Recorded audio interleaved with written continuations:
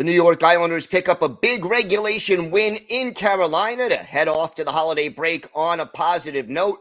We have our key takeaways from the game, plus a milestone that the Islanders have not reached since 1993 that they're on pace to reach right now. We've got all that and more on this special holiday edition of the Locked On Islanders podcast.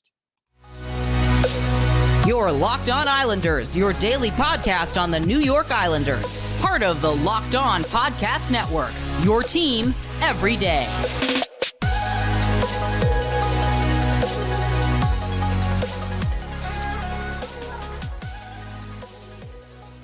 And welcome, everybody, to the Monday edition of the Locked On Islanders podcast, part of the Locked On Podcast Network, your team every day. I want to thank everyone who makes Locked On Islanders your first listen every day. Don't forget to subscribe on YouTube or wherever you get your podcasts so you can get new episodes as soon as they drop. And want to also wish everybody celebrating a very Merry Christmas as we have we're going ahead. We have our special holiday show, and it's great to be with you all on this special day and enjoy the holiday, friends, family, and food, and just enjoy the holiday to all those who are celebrating. Good holiday for the Islanders as well. They set things up nicely, go into Carolina in the final game before the break, and emerge with a hard-fought 5-4 win in Carolina. And I'll tell you, a lot of positives to take from this game, but obviously some negatives as well. But when you win, we do have to start with the positives. And look, 6 different Islanders had 2 points or more in this game. Matthew Barzal, 2 assists. Bo Horvat, 1 goal, 1 assist. Kyle Palmieri, 2 assists. Brock Nelson, a goal and a helper. Mike Riley, a goal and a helper. And, did I mention Anders Lee? 1 goal, 2 assists, 3 points. Lee leading the Islanders in scoring in this game. And look, 2 goals from your defenseman, 1 for Riley, 1 credited to Sebastian Aho, and Aho leading the team as well with a +4 rating in this game. So overall, some real positives to be taken. And the other good news, realistically, if you're the New York Islanders, is that this team under Lane Lambert's leadership has been finding ways to score goals. And that is huge for this team. That the loss to the Washington Capitals earlier this week on Wednesday night, they only scored 2 goals. That was the first time they scored 3 goals or fewer since Thanksgiving weekend against the Flyers. And you look at the month of December, 4 goals, 4 goals, 7 goals, 3 goals, 4 goals, 4 goals, 4 goals, 3 goals, 3 goals, the 2 against the Capitals, and then 5 against Carolina. My point being that the Islanders are not just scoring goals, which is obviously a very positive thing, but they're scoring consistently. And right now, they are right in the middle of the pack in goals scored, 17th in the league at the holiday break through 33 games played for the New York Islanders. And oh, by the way, they're 18th in goals allowed, which is a little bit surprising to say the least. All things considered, that you have this great goaltending duo of Sorokin and Varlamov. And in this game against Carolina, again, sticking with the positives, Sorokin played well. And, you could sit there and say to me, hey, Gil, he gave up 4 goals. What's going on? But he also faced 40 shots. And again, I think that part of the problem is that the Islanders are, playing that high risk, high reward offensive style, and it is allowing them to score, but is also allowing other teams to get a lot of shots on goal. And the Islanders are very close to the bottom of the league. I think only San Jose has allowed more shots on goal per game right now than the New York Islanders. And obviously the Sharks nowhere near the playoffs this year. They're in rebuilding mode. It tells you about the way this high risk, high reward situation plays out. And look, to me, overall, this team responded well, and they got up early. Carolina ties it, and then the Islanders score 2 goals in the last 5 minutes and 17 seconds of the first period to take a 3-1 lead, and they never were tied again. Then it was 3-2, 4-2, 4-3, 5-3, 5-4, and then thankfully time ran out. Couldn't quite get that empty net goal. You know, the Hurricanes really tried hard to get that equalizer. They pulled the goalie with 3.5 minutes left. This team just can't get an empty net goal.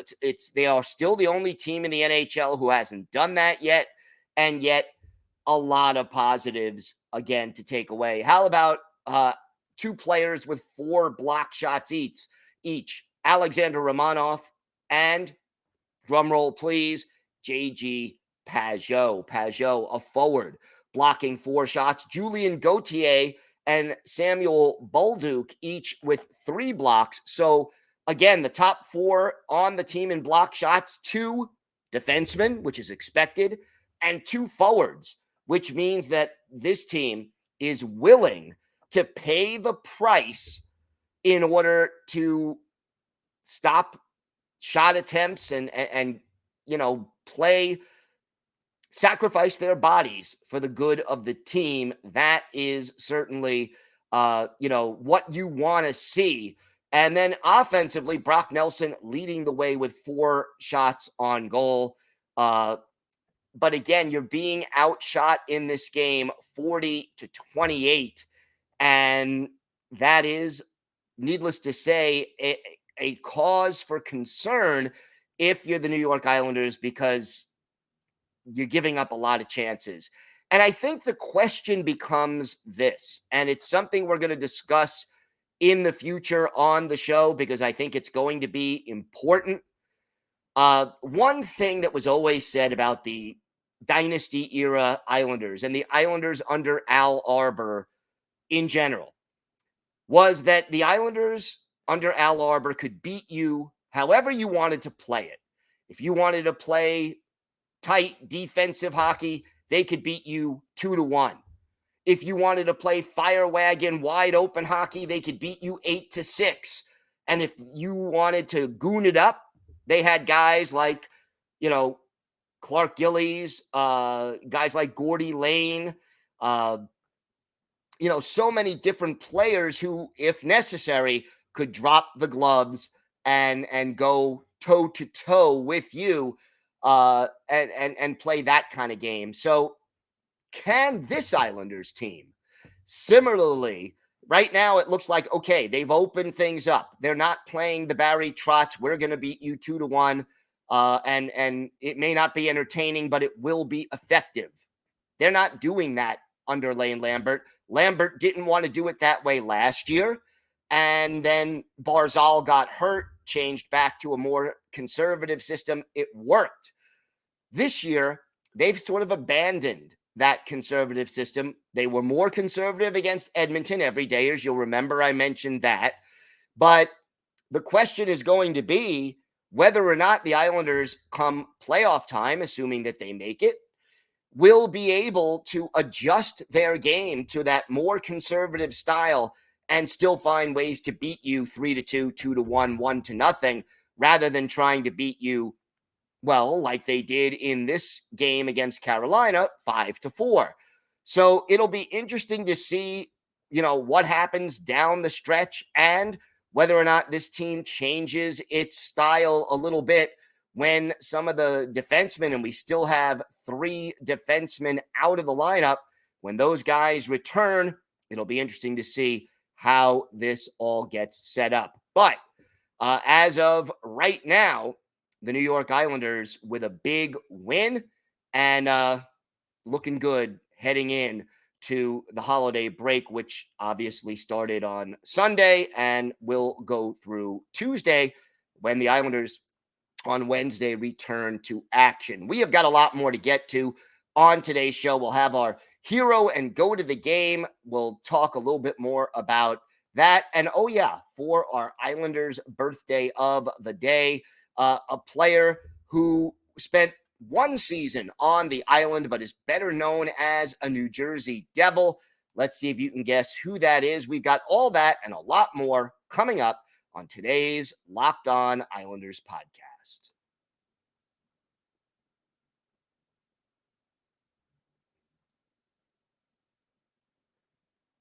So, we have a few reasons for concern coming out of this game.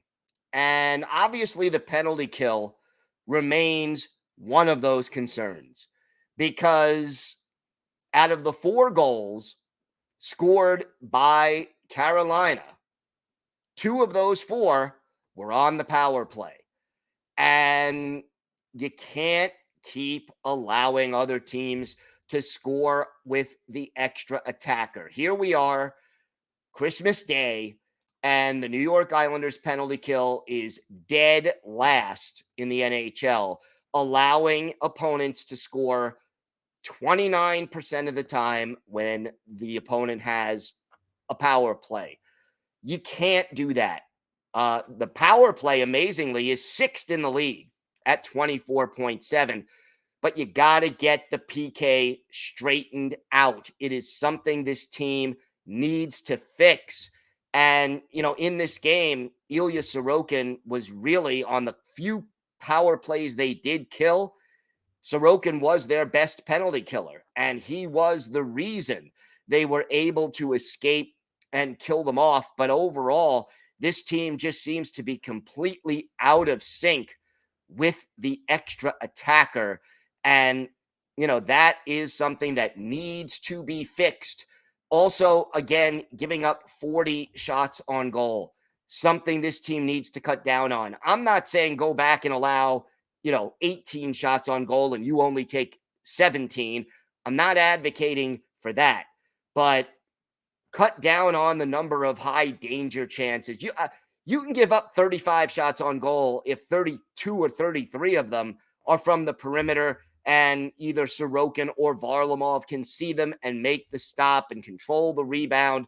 That's all well and good. But not only are they giving up a lot of shots, but too many of them are high danger chances, and that is a real problem for this team that needs to be fixed as soon as possible. So here we are looking at, something that this team just has to figure out. And again, and I said this last year about the power play, and I'll say it this year about the penalty kill. I don't expect the penalty kill to be number 1 in the league anytime soon, but get me to the middle. Get me, middle out of a 32 team league is around 16th. Get me to 18, get me to 19, get me to 17, get me average, roughly average, and it would make a big difference. And boy, oh boy, what a difference it would make for the Islanders to get the penalty kill straightened out and just playing better. As far as the hero and GOAT of the game, the hero, I'm going with Anders Lee for his 3-point night, leading the team, a goal, 2 assists. He was a +3 to me. Congratulations. And kudos to Anders Lee, who through the first 20 games or so of this season looked absolutely lost, looked like he was toast, that he was too slow, and didn't look like he was playing with the usual passion. Maybe he was playing hurt. Maybe he was still recovering from an old injury. whatever the case may be, Anders Lee looks like the old Anders Lee since the last 10, 12 games. And it really, really has made a difference for this Islanders team offensively. And no coincidence that despite missing 3 players on defense, 3 of your top 6 defensemen are out of the lineup, and yet they're winning hockey games consistently. Part of the reason, Anders Lee picking up the pace. He now has 10 goals on the season. That ties him with Simon Holmstrom and Matthew Barzal for 3rd on the team. And, oh yeah, by the way, Anders Lee, a +4 in the plus-minus rankings. That is encouraging as well. As far as a GOAT from this game, it's going to be the penalty kill again. And the penalty kill has just got to be better. And Doug Huda has got to figure out a way to get this team moving again and more aggressive and more positionally sound. They're always seemingly chasing the puck and out of position and not picking players up and not able to clear, and it's frustrating. So to me, the GOAT of the game remains the penalty kill. It's been this team's problem all year long, and it's something that needs improving. By the way, Julien Gauthier returning to the lineup for the Islanders against Carolina, and Oliver Wahlstrom back as a black ace, sitting this one out. Gauthier only played 8 minutes and 13 seconds in this game, but, he had a hit, 3 block shots, not bad in that respect. And again, he adds that speed dimension, whereas Wahlstrom doesn't. He adds a little more physicality, perhaps, and more potential goal scoring, but he's not putting pucks in the net. Wally still waiting for his turn, and we'll see whether or not he ends up back in the lineup or whether he continues to sit it out. Matt Martin also a scratch.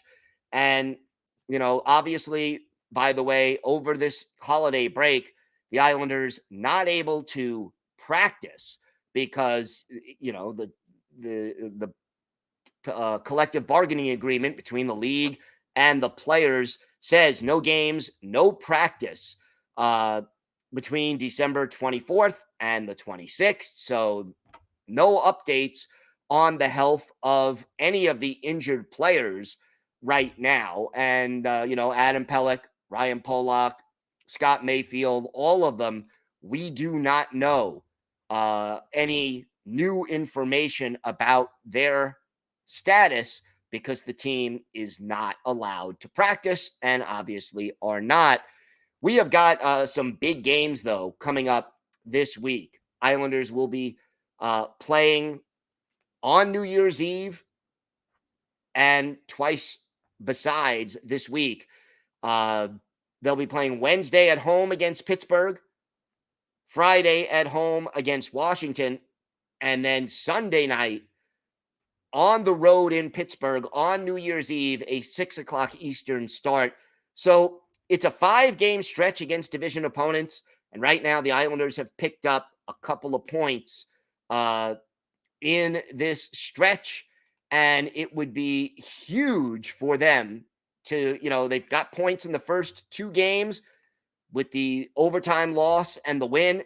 If they can pick up points in each of these 3 remaining games in this 5-game division swing, it'll make a big difference. And again, remember, getting those points in regulation, even more important for the Islanders when you think about the race for, positioning in the playoffs. And right now, the Islanders in 2nd place in the Metropolitan Division, 6 points behind the Rangers, although the Rangers have a game in hand.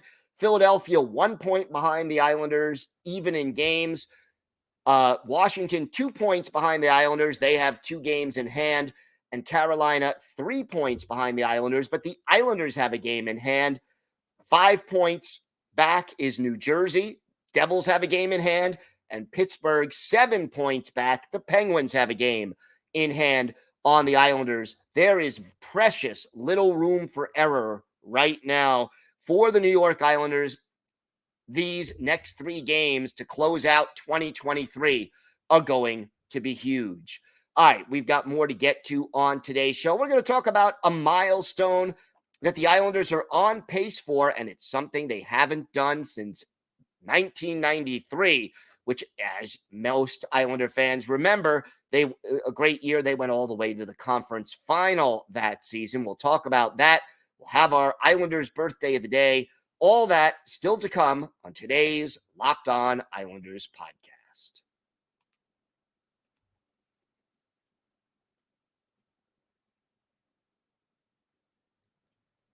So the Isles are getting close to, well, not close, but they're on pace for a pretty cool milestone.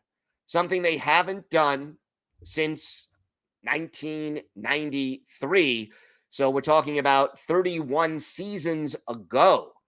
And that is that this year, as of now, through 33 games, the Islanders have 3 players on pace to register a point or more per game.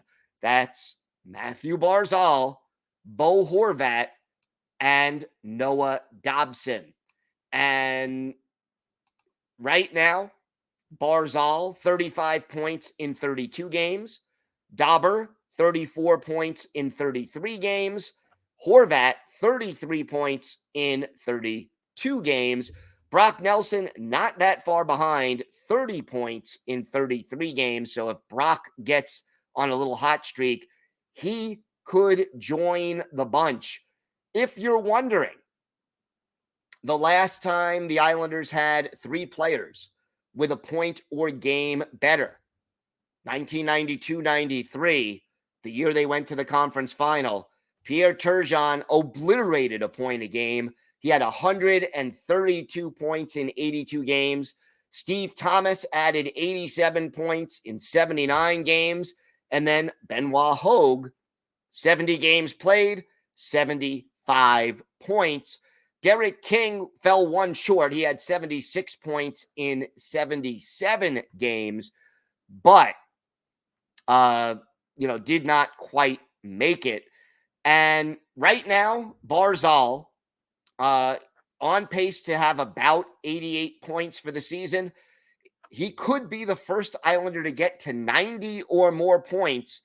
The last one to do it, Zygmunt Palffy, who did it in 1996-97, his 48 goal, 42 assists, so 90 points on the nose mark. And again, hasn't been done in this century. It would be great to see the Islanders accomplish either of these things, but I'll take it a step further. Yeah, it's exciting when they're scoring a lot of goals. Yeah, you want to see your favorite players lighting up the score sheet game in and game out. I love that. But you know what? If it's better for the team to win 2-1 rather than 5-4, I'm okay with that too. So yeah, go out, pick up as many points as you can, keep adding to the totals, but winning is more important than most of those individual milestones. And in my mind, I think right now I was skeptical. Every day, as you know, I was skeptical that this team could be offensive minded and keep putting points on the board.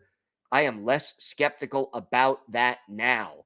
And, again, the key question down the road may very well be whether or not the Islanders can turn it on and turn it off come playoff time and win again while playing a more conservative style for playoff hockey. So we'll see. It'll be interesting, but never a dull moment with this hockey team. And that game, by the way, wasn't easy. Islanders holding on for that win. They made you sweat like we knew they would. But again, they find a way, and the resiliency of this team has been great to see.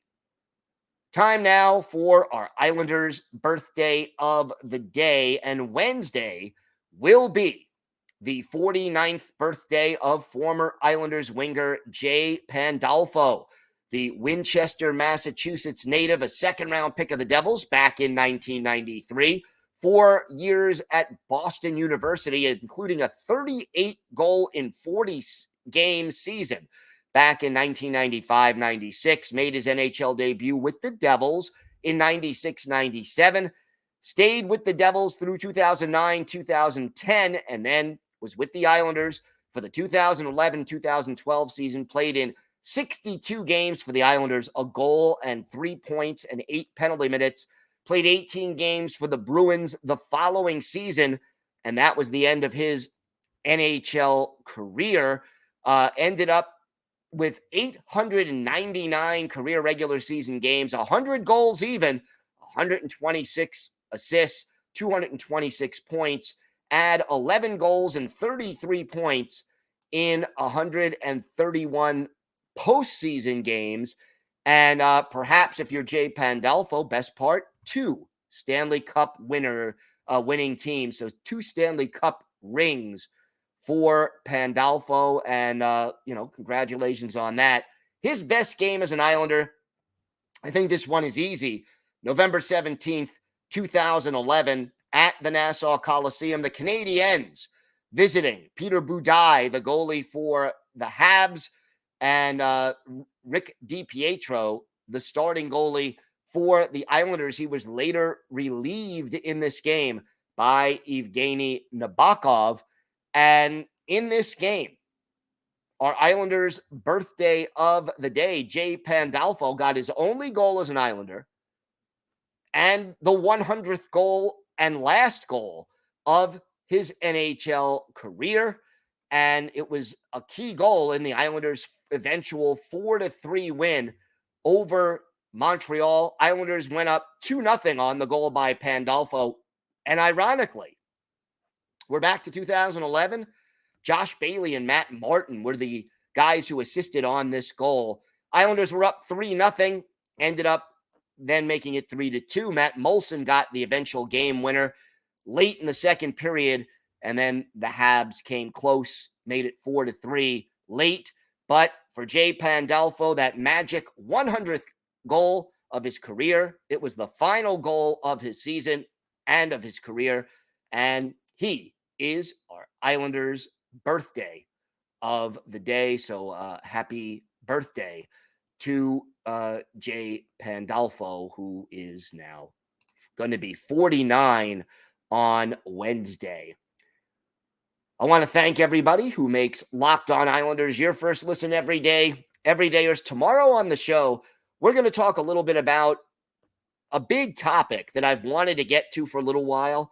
When Mayfield, Pelech, and Polak are healthy, who sits and who plays? Because the Islanders are suddenly very deep at defensemen when everybody's healthy. So we're going to discuss that a little bit in depth. We'll have that and a whole lot more coming up on tomorrow's show. Until then, Merry Christmas to all who are celebrating, and can't believe that this year is rapidly coming to a close. Have a great holiday, a great day. Stay safe. And of course, let's go Islanders.